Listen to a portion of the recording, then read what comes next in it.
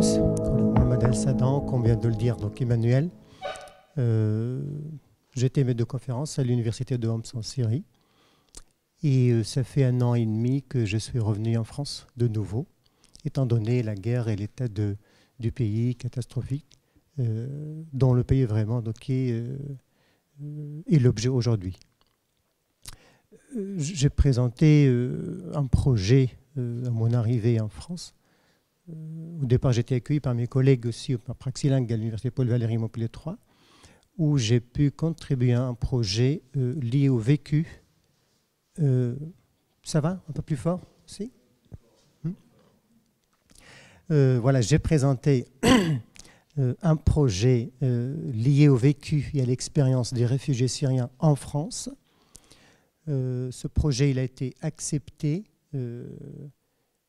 et piloté par le Collège de France dans le cadre du programme PAUSE, qui est un programme dédié à l'aide d'accueil des scientifiques à l'exil. Donc voilà, j'ai voulu vraiment me rendre au plus près des personnes concernées, indépendamment du discours médiatique et politique tenu sur ces personnes qui ont une expérience assez particulière là-dessus. Je vais vous parler aujourd'hui de ce que j'ai appelé les témoignages des Syriens et la diversité linguistique des dialectes syriens, si j'ose dire, et les enjeux méthodologiques et épistémologiques vraiment qui en ressortent. Ce sont des difficultés auxquelles le chercheur, sans s'en rendre compte, parfois vraiment est obligé d'y faire face.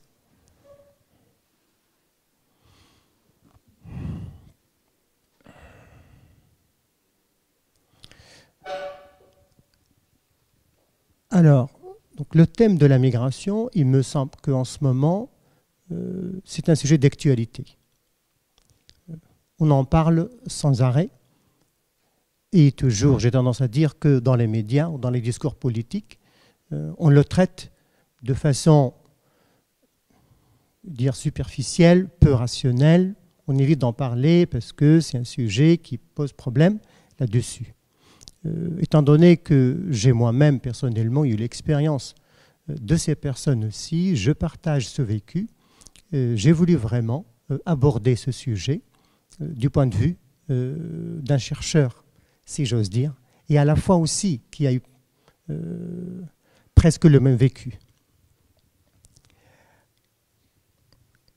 Donc cette enquête qui a pour but d'essayer de rendre visible la parole des réfugiés, en l'occurrence les Syriens en France, car je pense que cette parole leur permet de raconter ce qu'ils ont vécu, et pas que ça, mais de dire des choses, de se sentir utile, de donner sens à leur présence, à leur existence. Et c'est une autre façon, à mon avis, de voir de l'intérieur et de façon réflexive cette parole, d'ailleurs, qui rend compte de leur personnalité, de leur identité et de leur façon de voir les choses, étant réfugiés dans ce pays. Là, j'ai du mal à voir très bien ici, donc j'avoue, je regarde à chaque fois le diapo parce qu'ici, c'est trop petit. Voilà. Donc, ma présentation s'articule autour de 3 points. Le contexte syrien par rapport, je vais dire, à ce qui se passe en Syrie depuis 2011. Mais là, j'ai choisi d'aborder, en termes de chiffrage, le nombre de réfugiés qui ont été répartis un peu partout dans le monde, mais notamment dans les pays limitrophes, en 2015, 2016 et 2017. Parce qu'en 2015, on commence aussi à parler de ce qu'on appelle communément en ce moment, au moins dans les médias, la crise migratoire. La crise de l'Europe, la crise mondiale, de la migration, etc. Et ainsi de suite. Deuxièmement, je vais essayer de parler un petit peu, d'aborder la méthodologie que j'ai abordée dans cette enquête. Et troisième point, enfin le corpus que j'ai retenus pour l'instant parce que le travail, il est toujours en cours. Donc les enregistrements ne sont pas finis. Je procède par des phases. Enfin, je vous en parlerai tout à l'heure dans la méthodologie. Et à la fin, un mot quand même pour le terrain. Qu'est-ce que c'est que le terrain? Pourquoi le terrain? Et qu'est-ce que cela apporte, à mon avis, au point de vue de la recherche? Alors, en 2015, on peut regarder sur la carte, comme le montre, plus de 4 millions de réfugiés syriens, surtout dans les pays voisins de Syrie. Ils sont un peu répartis entre la Turquie, le Liban, la Jordanie, et un peu en Irak, et une portion significative aussi au Caire. Vous voyez, ça montre quand même un petit peu aussi, depuis 2015, que les Syriens fuient la guerre, fuient une situation très difficile. En 2016, les chiffres augmentent et ça montre, je pense, la gravité de la situation, ça montre l'ampleur du drame syrien qui est toujours interminable et qui fait que les gens, les personnes toujours fuient une telle violence, une telle atrocité inouïe. Alors en 2017, plus de 5 millions toujours de réfugiés syriens dans les pays voisins. Vous voyez, donc toujours les chiffres augmentent. Et,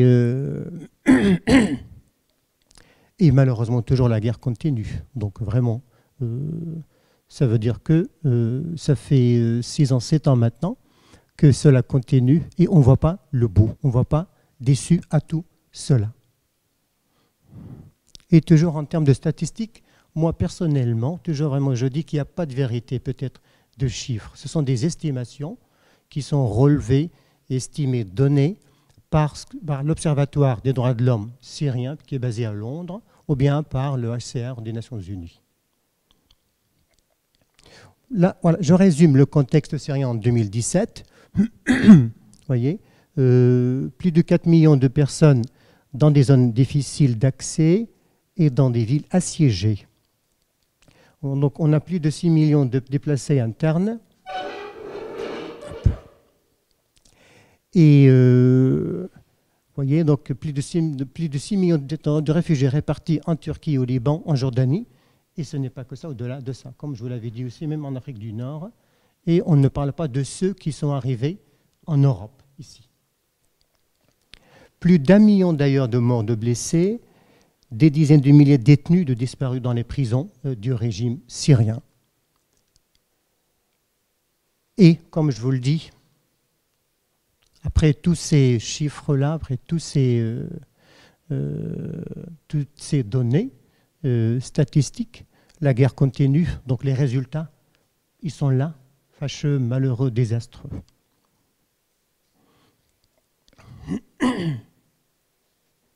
Alors maintenant, je peux vous donner une idée de la façon dont les réfugiés syriens ont été reconnus de la part des autorités françaises. Si on peut regarder rapidement, d'ailleurs, le premier pays d'origine de demandeurs d'asile, c'est l'Albanie. Donc suivi par le Soudan, ensuite l'Afghanistan, et le dernier pays, c'est la Syrie.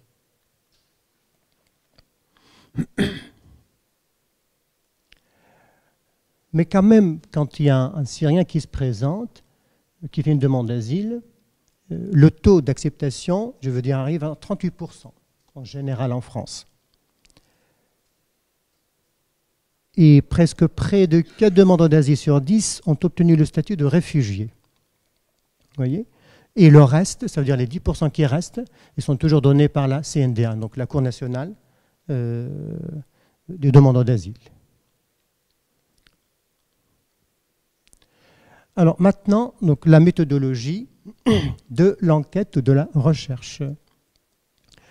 C'est une étude, comme je vous le dis, qui porte sur le recueil, la collecte des paroles des réfugiés syriens en France, et plus précisément ceux qui ont été accueillis dans la région Occitanie, pour l'instant. J'ai procédé ainsi, au départ, au recueil des données auprès de ces personnes concernées. Ensuite, une fois les paroles recueillies, je procède à la traduction de ces paroles que je classifierai après par thématique. Et troisième étape, donc je compte et je repère un petit peu les séquences et les occurrences les plus signifiantes, les plus chargées, les éléments les plus récurrents qui se croisent dans les différents témoignages recueillis. Et à la fin, donc on procède donc à la dernière étape qui nous importe, c'est l'analyse de ces données, selon les besoins de l'enquête définis bien sûr au fur et à mesure, parce que si je tiens à vous dire que je me suis inscrit dans une approche empirico-inductive, étant donné que vraiment on s'intéresse à tout ce qui induit d'ailleurs au fil des interviews de ce que disent ces personnes. Au départ, c'est vrai que je me suis fixé quelques objectifs, mais je me suis rendu compte au fil des interviews que les personnes évoquent d'autres choses, parlent d'autres sujets, que j'ai intégrés vraiment aussi plus tard, mais dans le questionnement, si j'ose dire, dans la façon d'interagir avec eux. Toujours en termes de méthodologie, il est normal que, je pense, étant humain, tous, on a droit à la parole. On est droit à la parole. Donc il est légitime d'avoir ce droit de parler, de raconter son vécu, sa vie, son expérience. Et cette légitimation que j'ai appelée comme ça, c'est que vraiment le discours qui est le mien, qui est le vôtre, qui est le leur, il doit être entendu d'une façon ou d'une autre. En tout cas, pour l'instant, pour ceux qui ont accepté de témoigner. Et pourquoi pas, quand on fait de la recherche, je pense que ça valide notre travail quand il s'agit de données authentiques. Parce que je pense que ces données authentiques pourraient avoir pour effet, ou pourraient avoir des effets profonds, je pense, sur tous. C'est pour ça, donc, je tiens à dire que le corpus d'enregistrement, d'interaction, autant que possible, donc, était authentique. En interviewant ces personnes, ces réfugiés syriens, je me suis rendu compte, ça serait qu'au départ, on ne se pose pas ce genre de questions, parce que on se comprend facilement entre nous, n'empêche que les personnes vraiment viennent de différentes régions et chacun parle son propre dialecte, propre parler à lui. Mais quand on fait de la recherche, c'est pas pareil. Là, on se dit, là, il y a un problème, il y a un enjeu pour lequel il faut trouver vraiment une solution. Donc, je me suis trouvé face à une diversité linguistique, je veux dire énorme beaucoup, parce que des personnes qui viennent de Damas, qui viennent de Hama, de Homs, d'Alep, de Raqqa, etc., de différentes régions syriennes, où presque, je vais dire, dans chaque ville, dans chaque localité, presque dans chaque région, il y a un dialecte particulier, avec un accent, avec une intonation, avec des expressions, des locutions imagées, idiomatiques, etc., avec une façon de parler personnelle aussi, avec des proverbes un peu différents. Comment déchiffrer tout cela, comment mettre tout cela en forme pour que ce soit valide du point de vue de la recherche, c'était vraiment un enjeu majeur de cette enquête. Mais aussi pourquoi ces personnes, pourquoi on leur a demandé de s'exprimer dans leur propre dialecte. On peut se poser la question, dans ce cas, on aurait dû peut-être s'exprimer en arabe, tout court, en arabe littéraire, en arabe classique, moderne.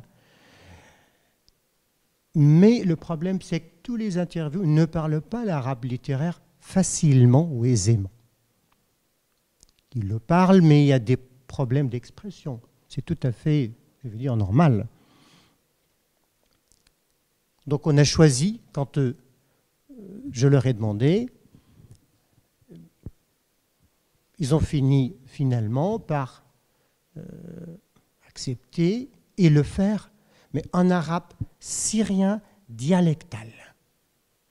Parce que c'est là où on se sent à l'aise, on s'exprime le mieux, où on peut vraiment rendre les choses telles qu'on les a senties, telles qu'on les a ressenties, telles qu'on les a vécues.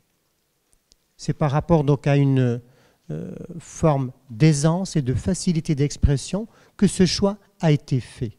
Mais après, donc d'un côté, on a bien eu du butin, si j'ose dire, en termes de récolte de données, mais pour les traiter, ce n'est pas évident. Alors, face à cette diversité linguistique ou dialectologique d'arabe syrien, comment faire pour transcrire les données?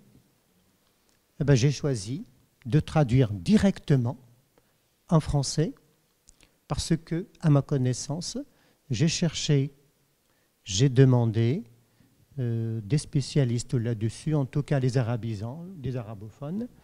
Il n'y a pas vraiment un système uniforme, fixe, de transcription de l'arabe dialectal, à part, m'a-t-on dit, l'arabe marocain, l'arabe algérien, l'arabe tunisien, mais aussi à une échelle vraiment, je dirais, moindre là-dessus. Alors encore, l'arabe syrien, ce n'est pas l'arabe syrien, ce sont des dialectes, des parlers de l'arabe syrien. Donc c'est une situation vraiment linguistique, dialectologique, socio-linguistique aussi compliquée de ce point de vue-là.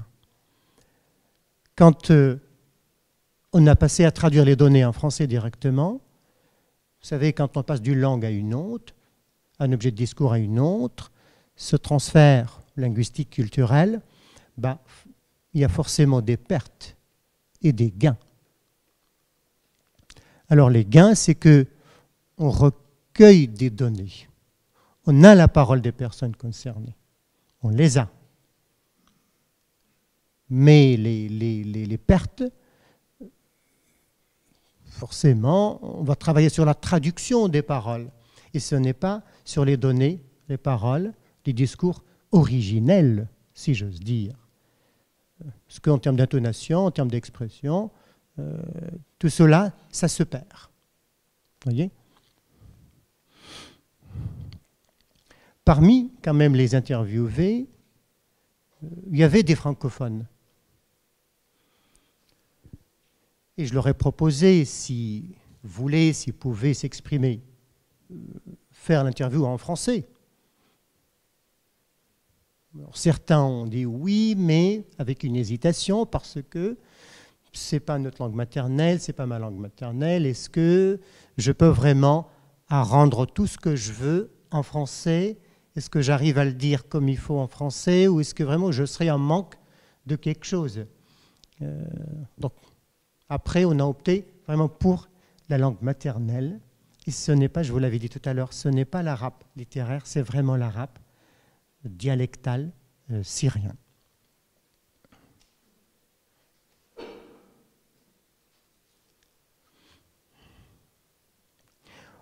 Voilà, comme je l'ai dit, voilà, maintenant, donc, voilà, par rapport à la méthodologie, vous voyez, c'était ça, donc, la méthode que j'ai adoptée, en tout cas pour l'instant, pour traiter ces données discursives. Alors, le corpus retenu, si j'ose dire, il s'agit de l'arabe syrien, vous voyez, et à l'intérieur de cet arabe syrien, voilà, il y a différents vraiment dialectes dont il faudrait se rendre compte. Alors, un petit mot rapidement sur le terrain. Le terrain, j'ai jamais travaillé sur le terrain. Je travaillais sur le discours, sur le texte littéraire, sur le discours de presse, mais aller sur le terrain, c'est la première fois que je le fais, parce que j'ai voulu vraiment donner droit, si j'ose dire, à cette parole, à ces personnes, parce que je l'ai vu en Syrie, je l'ai vécu en Turquie, et maintenant, je le vois en France. Donc c'est ces différentes situations, expériences liées à un vécu assez marquant d'ailleurs, et je me suis dit, ces personnes qui ont du mal à parler français, qui se trouvent confrontées à une société dont ils ignorent les codes, qui ont du mal à s'adapter, le rythme de la vie, le fonctionnement de la vie, pour eux, tout ça, ça leur échappe avec le mal interne qui les ronge de l'intérieur et qui continue, parce qu'on a toujours un regard vers le pays, vers là-bas.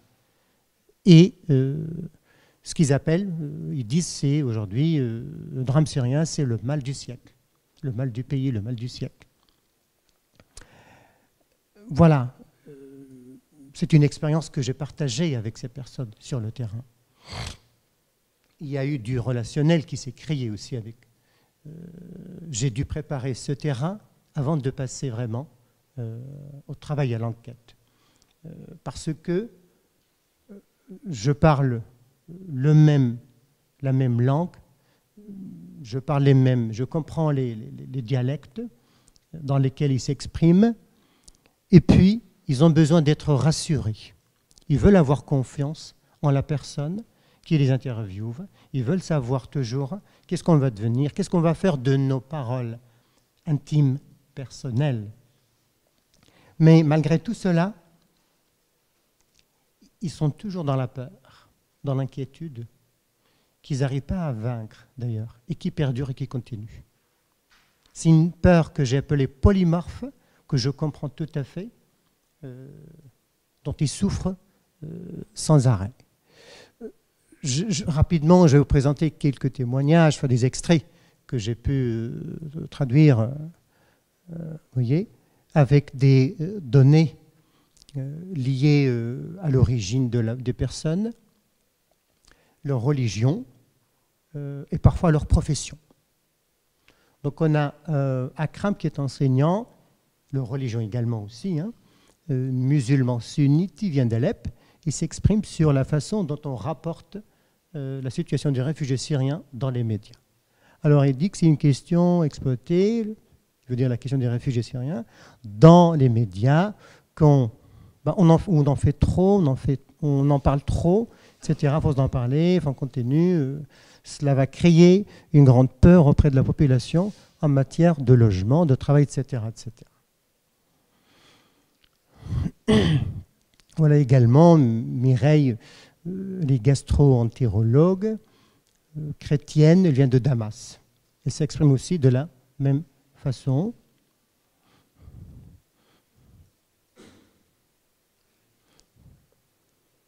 Ensuite, on a Ahmad, qui est doctorant, musulman sunnite, qui vient de Raqqa, lui, et il s'exprime, il livre ce témoignage aussi par rapport à ce discours tenu sur les réfugiés syriens en France.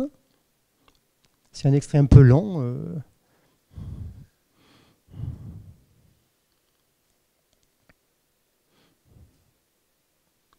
Ensuite, on a Bina, qui est fonctionnaire en Syrie, bien sûr. Elle est kurde, musulmane, elle vient d'Alep, et elle nous livre ce témoignage aussi à ce propos, qui est mère d'enfants.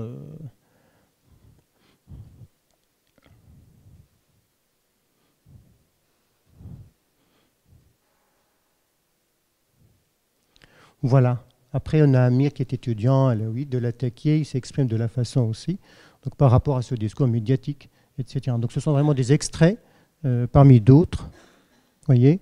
Après, on a Iman qui est pédiatre, musulmane, sunnite, vient de Damas.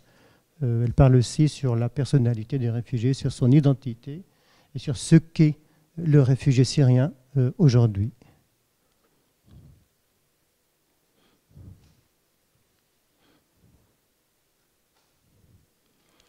Alors bon, à la fin, vous voyez, donc j'ai mis un bilan, etc., entre les deux pays et les réfugiés. Et toujours, donc, on voit que les réfugiés, ils tiennent des discours différents de ce qu'on dit d'eux dans les médias, de ce qu'on rapporte sur eux dans les médias. Et ça révèle vraiment des choses intéressantes là-dessus.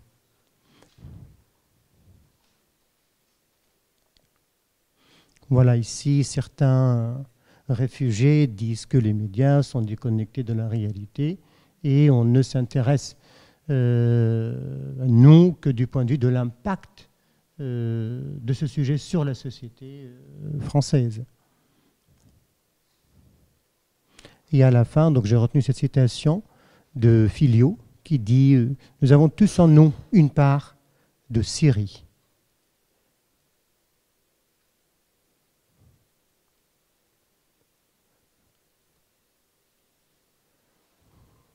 Voilà. Merci de votre écoute. Merci beaucoup, Mohamed, pour ta présentation très riche et saisissante aussi. Est-ce que tu pourrais nous en dire davantage sur les thématiques que tu souhaites exploiter dans ton travail d'analyse de corpus?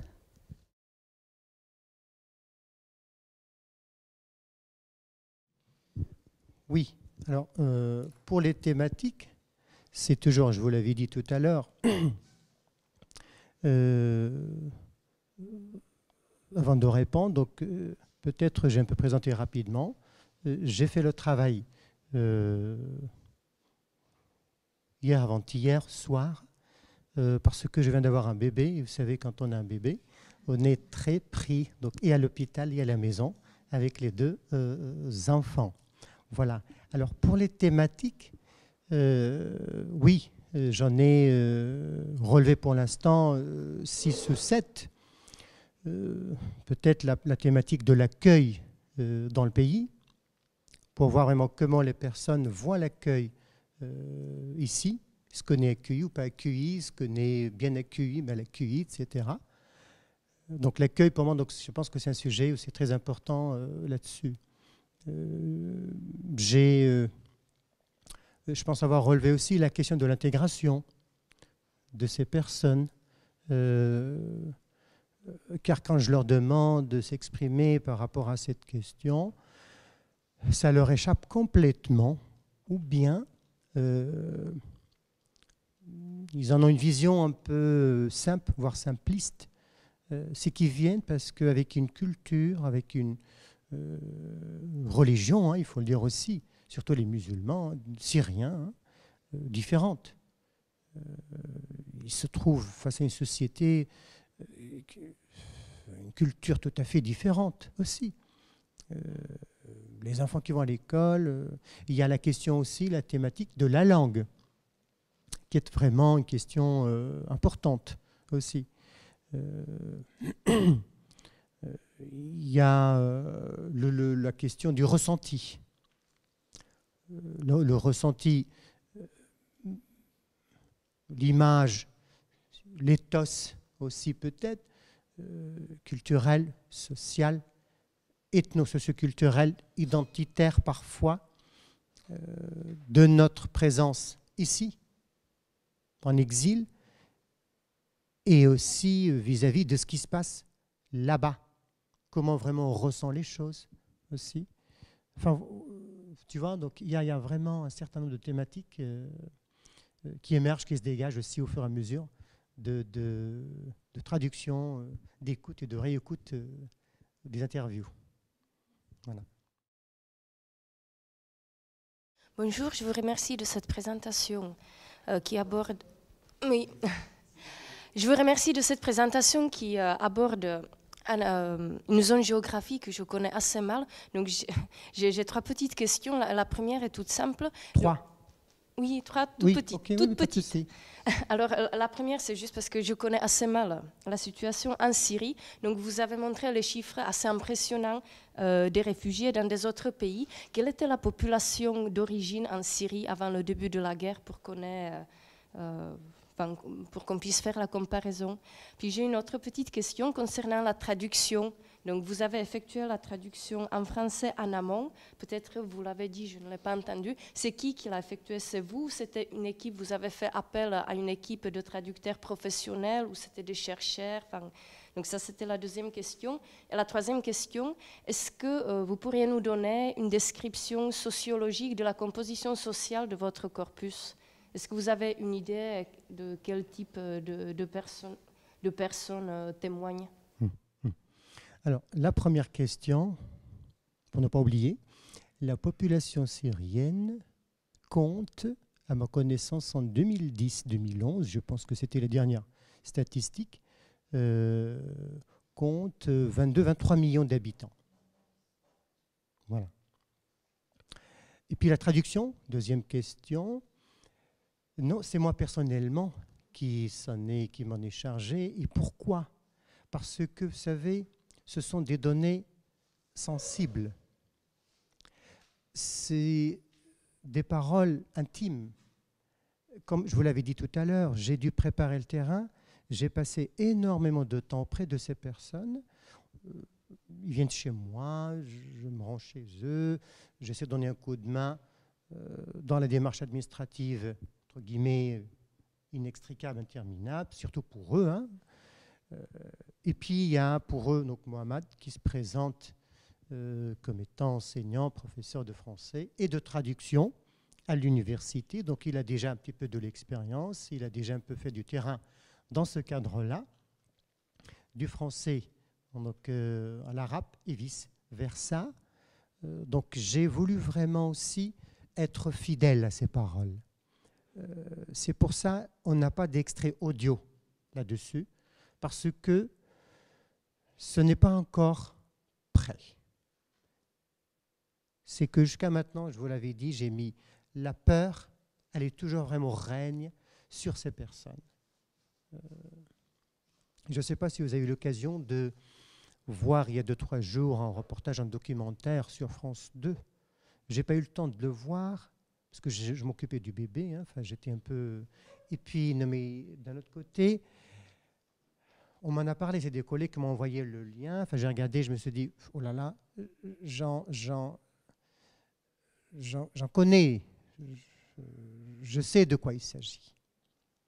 Mais c'est vraiment hypersensible là-dessus. Donc en termes de traduction, j'ai tenu vraiment à le faire moi seul, mais j'avoue que c'est une tâche très difficile. Ça prend énormément de temps, c'est pourquoi vraiment c'est un travail qui est en cours. C'est pour ça que j'ai procédé par thématique où je relève, je choisis, je sélectionne des séquences, des extraits les plus signifiants pour l'instant. Mais je pense que vraiment pour l'avenir, si j'arrive à traduire tous ces interviews, ce serait vraiment idéal. Et la dernière question, la composition.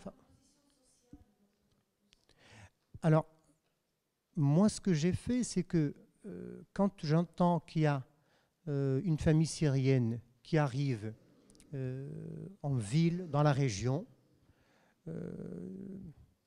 je la rencontre, je me présente et je parle de ce que je fais. Alors, il y a vraiment, on peut avoir des personnes de différentes professions sociales, de différents niveaux aussi intellectuels et instructifs. Un couple, des célibataires, des étudiants, des doctorants, des médecins. Et puis parfois ça peut être des musulmans, des chrétiens, des arméniens, etc. Vous voyez, c'est vraiment très varié, très varié. Alors, il y en a qui sont toujours rétifs d'ailleurs à se livrer, témoigner.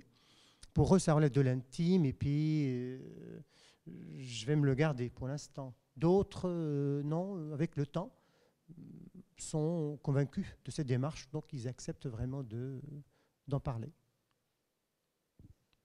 Voilà. Donc, je voudrais te poser aussi, j'ai 3 petites questions. Donc, je te remercie vraiment pour la présentation de ton travail. Sur les enjeux, j'ai 3 petites questions. Alors, sur les enjeux de transcription, tu dis de traduire du dialecte arabe, enfin, tu appelles ça arabe dialecte, arabe dialectal syrien. Dialectal syrien, voilà, vers le français. Le gain, c'est de recueillir ces paroles. Je dirais, c'est surtout de faire entendre une voix. C'est ça. Et donc, la première question, c'est où tu souhaites faire entendre cette voix, puisque le fait d'avoir traduit en français, c'est qu'elle puisse, je suppose, s'entendre par une communauté francophone. Ensuite, tu as parlé des pertes. Ça produit aussi des pertes, la traduction. Mais tu nous as pas dit exactement ce qu'on perd, en fait. Donc, j'aimerais bien savoir effectivement, tu nous dis que la perte, c'est de devoir travailler sur des traductions et non sur des discours originels. Mais qu'est-ce qu'on perd dans cette traduction? Et la 3e question, je voudrais l'articuler à un commentaire, c'est que ce qui est fondamental dans ton approche, c'est que dans ta méthodologie, la qualité de ta méthodologie, c'est effectivement d'avoir permis de révéler des discours politiques qui sortent complètement de ce qu'on peut entendre au jour d'aujourd'hui, enfin, en tout cas par le biais des médias. Et c'est en partie lié à ton approche méthodologique et au fait que tu as levé certains problèmes qui sont liés à des enjeux linguistiques, et notamment la possibilité que tu as laissée aux gens, aux personnes, aux témoins, de parler dans leur langue maternelle. Et ça, c'est un point qui est absolument fondamental parce que ça a produit quoi? Ça a produit de l'aise. C'est-à-dire les gens se sont sentis à l'aise, et c'est dans ce... Pour aborder ce type de thématique, ça paraît vraiment important. Et la deuxième chose qui a été fondamentale dans ton approche, c'est ton expérience. L'expérience que tu as aussi vécue. Parce que du coup, tu es concerné. Il y a un concernement qui est très fort et qui peut permettre cette expression d'une parole autour du vécu, autour du ressenti. Puisque, en fait, ce qui est intéressant à relever, c'est qu'on n'est pas sur des témoignages dans lesquels il y aura une narration fonctionnelle. Tu cherches des témoignages qui vont sur une narration qui est à l'opposé, qui est vraiment l'antithèse d'une narration fonctionnelle. Et du coup, le rapport à la langue maternelle et ton concernement sont importants, parce que tu as vécu ces expériences. Mais la question que je voudrais te poser, la troisième, c'est, au-delà du concernement, est-ce que le fait que toi aussi, parles cette langue, est-ce que tu sens que tu transmets ce partage de vécu avec eux à travers l'usage de la même langue? C'est-à-dire, quel est le rapport linguistique dans ce partage d'expérience? Voilà. D'accord, ok. Merci Emmanuel. Alors, concernant la perspective où j'entends faire entendre ces voix, c'est bien ça? Alors, je pense en termes de la recherche, à travers les publications, à travers les ouvrages qui pourraient aborder de tels sujets, ça permet à mon avis aussi de faire entendre ces voix, ces paroles. Ça peut être des publications, ça peut être disciplinaire ou interdisciplinaire, que les gens puissent lire, puissent vraiment connaître de quoi il s'agit concernant la situation des Syriens. Et puis par rapport aux pertes de traduction, vous savez, quand quelqu'un s'exprime dans sa langue maternelle, je pense qu'il a des compétences exceptionnelles, propres, spécifiques, à rendre les choses. Et surtout quand il s'agit d'un vécu personnel très intime. Même si, à mon avis, même si on maîtrise une ou deux langues, on peut s'exprimer là-dedans, mais quand on le fait dans sa langue maternelle, je pense qu'on le fait avec une aisance, avec une facilité exceptionnelle là-dessus. Donc quand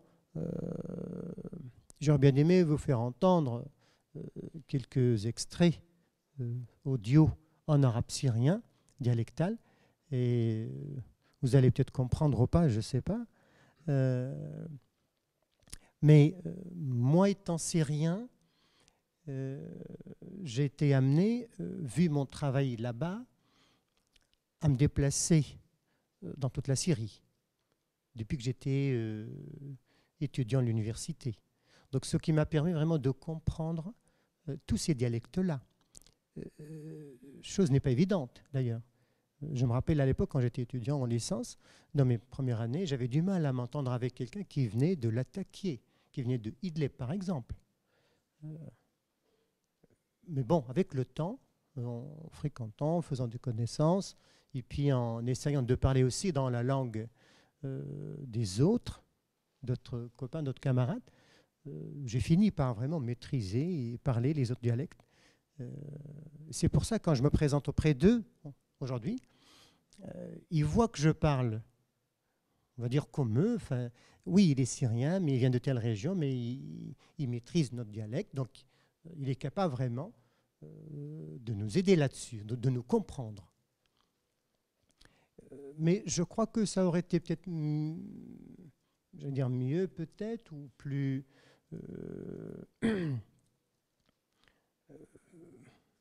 plus utile, enfin plus positif en termes de récolte, si on travaillait peut-être sur les données de base. Parce que quand on s'exprime, surtout en termes d'émotivité, enfin d'affectivité, l'intonation affective, voire les expressions idiomatiques, ne sont pas les mêmes en français et en arabe, et encore en arabe syrien dialectal. Et là, je me suis rendu compte que quand, tout à l'heure par rapport à la traduction, non mais il y a des enjeux majeurs vraiment qui se présentent là-dessus. Est-ce que je vais faire une traduction littérale? Est-ce que je vais faire une traduction, je vais dire, culturelle? Est-ce que je vais rendre le sens? Ou vraiment ce que veulent dire ces personnes exactement? Qu'est-ce que je fais? Comment je vais tout rendre tout cela? Vous voyez? C'est ça vraiment les pertes quand on passe d'une langue à une autre. C'était vraiment une situation linguistique compliquée de ce point de vue-là. Et puis la dernière, Emmanuel, tu me disais par rapport au discours médiatique, non, c'est pas ça?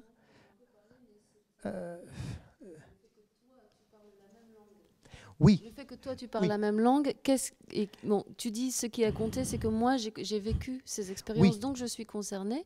Mais est-ce que ça aurait été différent si tu ne parlais pas leur langue et que tu passais par un traducteur, fait que tu parles cette langue? Alors oui, justement, quand on s'en présente auprès de ces personnes, et moi je leur ai demandé d'ailleurs à certains d'entre eux, si j'étais un Français, si j'étais pas syrien, vous auriez accepté ou feriez comment? La réponse était non. Je peux le comprendre aussi, dans une certaine mesure, et ça relève de l'intimité de la personne. Ça relève, à mon avis, et ça facilite d'ailleurs les rapports entre les personnes. Parce que pour que les personnes acceptent de parler des choses pareilles, peut-être ils acceptent avec un Français ou quelqu'un qui n'est pas syrien, mais je ne sais pas qu'est-ce qu'ils vont dire là-dessus. Ils vont raconter peut-être pour faire plaisir à la personne qui est venue leur demander. Mais moi, je sais de quoi ils parlent. Quand ils citent des noms, quand ils donnent des noms de lieux, quand ils se rappellent des choses que moi je connais, que j'ai déjà vues, et que des collègues à moi aussi ont vraiment déjà vécu, malheureusement. Vous voyez, c'était aussi, ça c'est des points vraiment d'ancrage et d'attache pour eux. Ce qui était rassurant, je veux dire, en partie quand même pour eux. Donc le partage, à mon avis, du vécu a joué aussi un rôle très important là-dessus, dans l'acceptation de témoigner. C'était ça, Emmanuel? Oui, j'ai une petite question avant de donner le micro à Sylvain, qui va rebondir sur ta première question et sur la réponse que tu as apportée, Mohamed, sur les objectifs de faire entendre la parole, etc. Et tu évoquais l'idée d'ouvrages interdisciplinaires, etc. Je me disais, ton intervention est très intéressante, évidemment, du point de vue de l'historien, du point de vue du sociologue, etc. Et aujourd'hui, il y a des injonctions assez claires en France, en Europe, vis-à-vis des sciences humaines et sociales, de produire des corpus qui sont indexés par tout un tas de métadonnées, etc., pour que ces corpus puissent être réutilisés d'une certaine manière au profit d'autres enquêtes. Et donc la question que je me posais, c'est est-ce que tu as pensé déjà à ce type de valorisation, on va dire, de la recherche produite? Je pense à des infrastructures comme Humanum ou autres. Et deuxième chose, est-ce que tu as pensé, dans le cadre de l'enquête que tu es en train de mener, à constituer une sorte d'équipe interdisciplinaire, d'une certaine manière, qui puisse justement anticiper cette question-là et travailler autour d'une sorte de méthodologie interdisciplinaire qui puisse produire notamment des métadonnées d'indexation des données produites, qui puisse servir à l'ensemble des disciplines et qui puisse réellement en faire un matériau interdisciplinaire? Parce que j'imagine très bien, dans quelques années, par exemple, un jeune historien qui se lance dans une thèse, qui va se confronter à ce matériau-là, qui n'aura pas été produit par un historien, et ça va être un matériau, à mon avis, de son point de vue, très problématique, et peut-être qu'il hésitera même à s'en saisir, d'une certaine manière. Donc voilà, je me demandais si tu avais pensé à ça, à réaliser une sorte... à inviter un certain nombre de collègues, historiens, politistes, des gens qui pourraient constituer le sujet en objet dans leur discipline pour essayer de travailler sur une sorte de méthodologie interdisciplinaire de travail et au-delà même, du coup, d'indexation des données produites. Je n'ai pas pensé à ça, mais c'est tout à fait possible Et c'est très important, je pense. Mais le problème toujours, il faut arriver à convaincre ces personnes à ce que leurs paroles, leurs données soient utilisées, réutilisées, ou même mises en ligne, pour que tout le monde, tout le public, à mon avis, universitaire, puisse y avoir accès. Et ça, c'est en cours, c'est à négocier. Il faut, à mon avis, qu'on arrive à avoir leur accord. Comme ça, on serait tranquille pour la suite. Vraiment, donc les personnes dans l'avenir, s'ils veulent travailler sur ces données, ils seront déjà là, donc indexés, mis en forme, etc. Mais c'est en cours d'ailleurs avoir leur accord, mais c'est tout à fait valable, à mon avis, de ce point de vue-là. Absolument.